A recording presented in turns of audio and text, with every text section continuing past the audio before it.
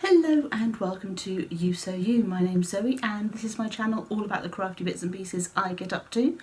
I knit, I sew, I spin on a drop spindle, I dabble on weaving from time to time, and anything else that takes my crafty fancy. Now this week we are talking about weaving, so grab a brew, put your feet up and let's get started.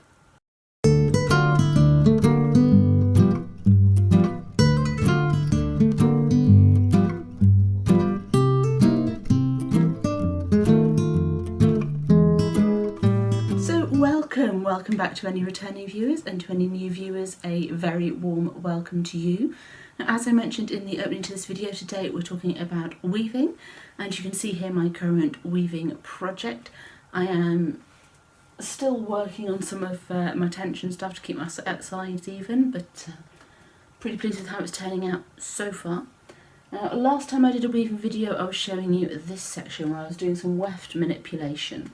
So I was putting in these lozenge type shapes and sending the weft over the top so that it wasn't in straight lines, and that's been a nightmare for tension, to be fair, but I quite like the effect. So we're going to be looking at a related technique next. We're going to be outlining some shapes for the next section up here, so I'm going to turn the camera around in a minute and let you see what I'm doing, and I'll show you how I get that started and the procedure that I'm going to be using. I won't show you working on the whole section because I'm not going to get it finished today, but we are very much nearing the end of this particular project with this section after I've done the outlining shapes. The book that I'm basing the weaving off, which is this book, Tapestry Weaving by Kirsten Glasbrook, it's based on a sampler that's in this book, but I have adapted a bit because my ends per inch are different, my yarn is different, and why not change a few things, quite frankly. So the original sampler actually finishes after the section with the outlining shapes, but I'm thinking I might repeat this section either in the same colours or in a different colour combination to create a border at the top to sort of finish it off a bit, but I haven't quite decided yet, so we'll see. So let's get the camera moved around and get going. Okay, so as you can see, I've got my loom resting up against the edge of the table, and when I'm on my armchair I use a slightly narrower table, so it does press against the weaving a bit, which is not ideal because it'll affect the tension. But on this table the loom itself is actually leaning up against the edge, and I have the bottom edge resting on my knees. If you see it wobble a little bit like that, that's because this is a circular table, and my left knee isn't really resting against much of the table. I've got the flap folded down, as you can see.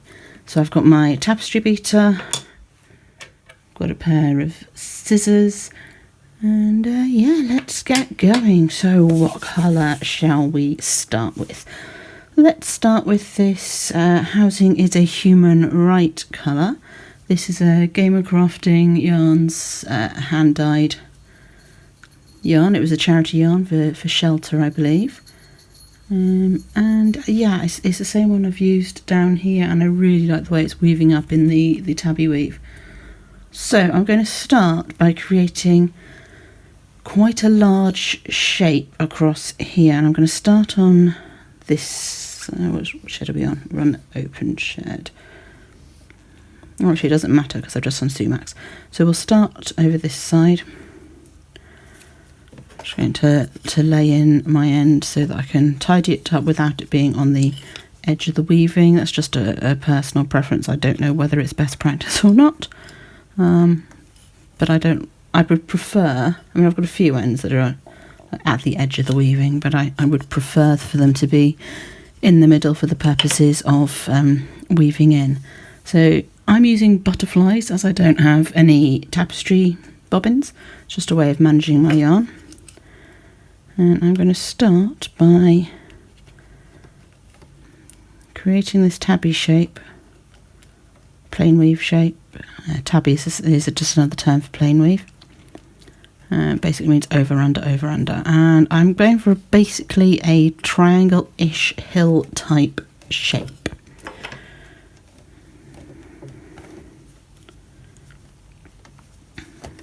Send that through. I'm actually going to make this quite wide because, well, my weaving's quite wide. So I'm using the tail end of my tapestry beater to pick the warp threads.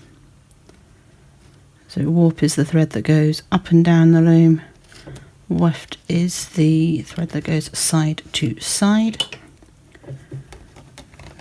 And I'm just using a frame loom from Spinspire, so it's not a fancy loom.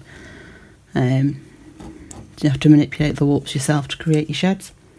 I don't have a shedding device on here. Whereas like a rigid heddle loom or a floor loom, they've got shedding devices that will lift the warps for you.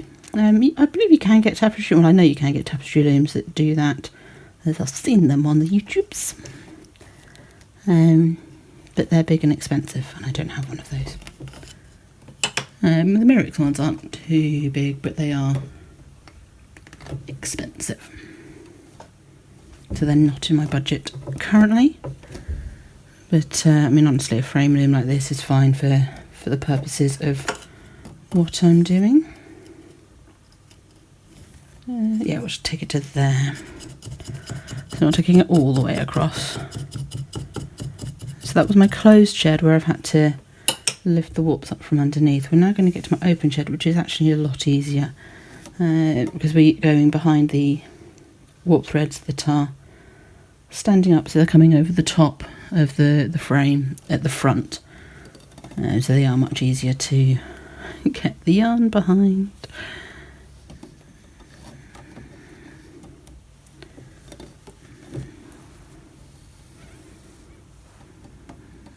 Okay, so this might take me a little while to get the shape done. So I'll do a few more rows and then I'll speed the footage up.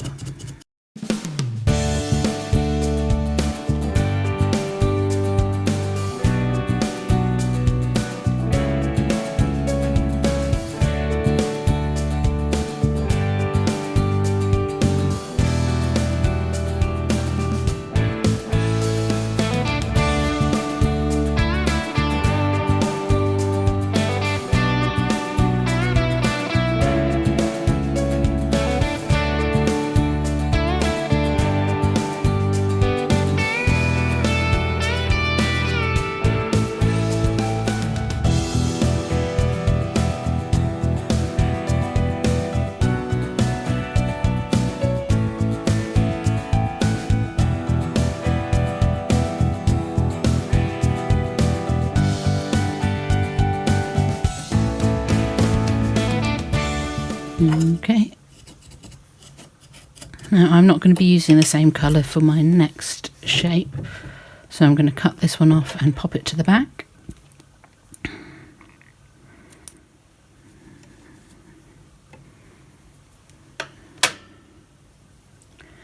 So that it's out of the way. Okay, now to outline the shape I am going to be using this yarn. So this is part of a self-striping sock yarn left over from another project. It's a West Yorkshire Spinners yarn, this one. So I am going to start by laying this over the shape that I've already created using the same shed that this one used. So I'm just going to put my tail out the way. As I say, this is just personal preference. Does mean I'll have a little bit of an extra outline at this end, but I'm okay with that.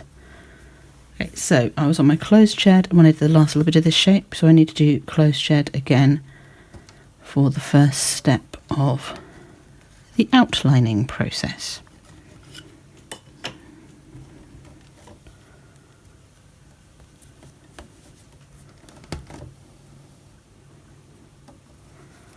So we're going to go all the way across this shape in the closed shed. So the closed shed is the shed where you have to pick stuff up.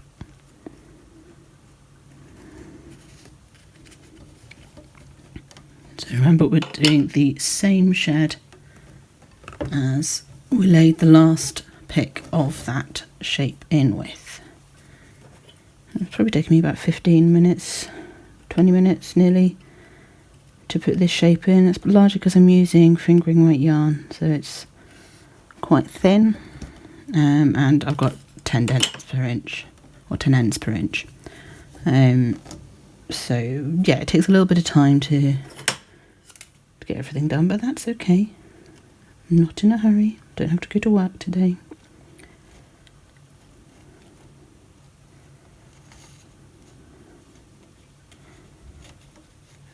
All the way over.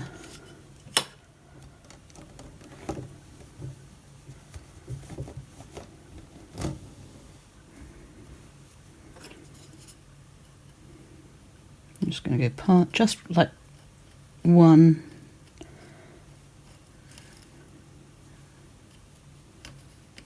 past the end, one warp past the end of the shape, but I'll pick that up on. I'm going to pick this warp that's just past the end of the shape up when I come back in a sec. Now you always need to make sure that you lay in enough weft thread to go over the shape, so when your shapes are lumpy you're going to need a little bit more than you think. Okay, so that's the first half of that outline line. We're not going to go all the way back just yet. I'm just going to pick up first few warps in the other shed and put my outlining thread back. And I'm just going to go a couple more. The reason for this is that our next shape is going to overlap with the first one, so we need to finish the outline off in the bit that's going to be overlapping.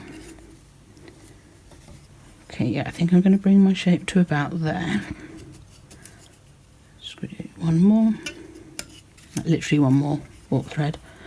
Okay, I'm going to leave my overlapping thread in the front and put in my next shape in here in another colour. So I'll come back to you when that shape is in and show you the next step of outlining.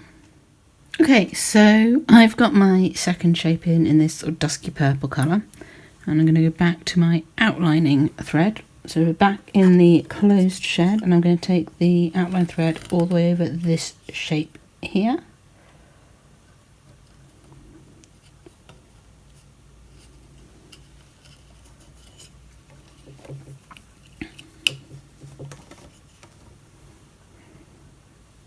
You can see this thread has green in it as well as the purples.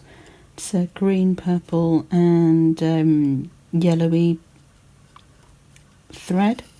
I think it might be the passion fruit cooler colourway from West Yorkshire Spinners. It's one of their cocktail ones. It's really nice when it's knit up into socks. So it's doing a nice job of outlining here and being my sumac rose between sections as well. So don't be afraid of variegated and self-striped and hand-dyed yarns and stuff in weaving. They can create some very nice effects. Now you'll see at the moment I am taking very small sections as I work my way across this shape. That's because I'm talking at the same time and I don't want to get it wrong, but I mean it's easy enough to unpick with weaving, particularly tabby weave. You just go back the way you came. Okay, so that's me right the way over to the side of this shape, so we're going to beat that one down over the contour of the shape. And now we're going to take our outlining yarn all the way back to the beginning of the first shape. So we're in the open shed. So that's pretty straightforward. And see that purpley pinky coming in now.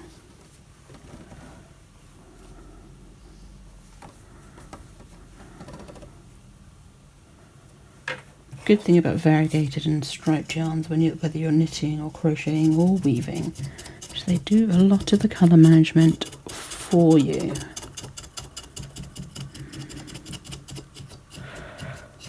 Okay, now we do have some of the warp thread showing through a little bit here. What I've discovered as I've been working on this piece is that's okay, because as you put more stuff on top, it gets beaten down more firmly and they will disappear. So I'm going to carry on in the same way, putting in other shapes. I'm going to have to put one in here next, because this is where my outlining thread is, my outlining yarn. I mean, I could cut it and start a new one, but that seems a little bit redundant. So I'll start another shape here, outline it, put another one in here, outline it, and another one here. So we'll put 3 shapes across here. And yeah, that's how that section's going to go. It's going to be done very much the same way. Put a shape in, run the outlining yarn over a bit, take it back to where the next shape's going to overlap to, next shape in, first line of outlining in, back to where the next shape's going to overlap, and so on. We'll do 3 or 4 rows to make it a decent sized chunk to balance out with these 2 sections. Then you put a background colour in the top to even it out, but that's fairly simple, fairly straightforward. It's the same sort of technique as I did here, just to even that one out. So yeah, you just fill in the gaps basically. And then it'll be another row of sumac, and then I decide whether I want to put my border on the top or not. So I hope you found that useful and interesting, and hopefully by the next time you see this weaving it'll be finished, so look out for that in the what I've been making in October video. But obviously if it's not quite finished, you'll get to see how far I've got. With a bit of luck it'll be done, but you never know, I might decide to put some extra bits, as I say, on the top, like the border and what have you, and I might keep it going through November, but we'll see. So that's outlining shapes. It's a fairly straightforward process. It is just using plain weave and tabby, or plain weave is tabby. There's 2 interchangeable terms. And yeah, that's my weaving for the moment, so that's going to keep me busy. Now I aim to put up a video every weekend, so Friday, Saturday or Sunday. Once a month it's a what I've been making in the previous month video. Sometimes it's technique videos like this, sometimes it's this is how I've done this particular project. Occasionally it's books, but not very often, every once in a while. Sometimes it's just me waffling at the camera, so if you like my company, feel free to do all the stuff down there that the YouTubers tell you to do, and I will see you next time. So in the meantime, happy crafting and bye bye for now.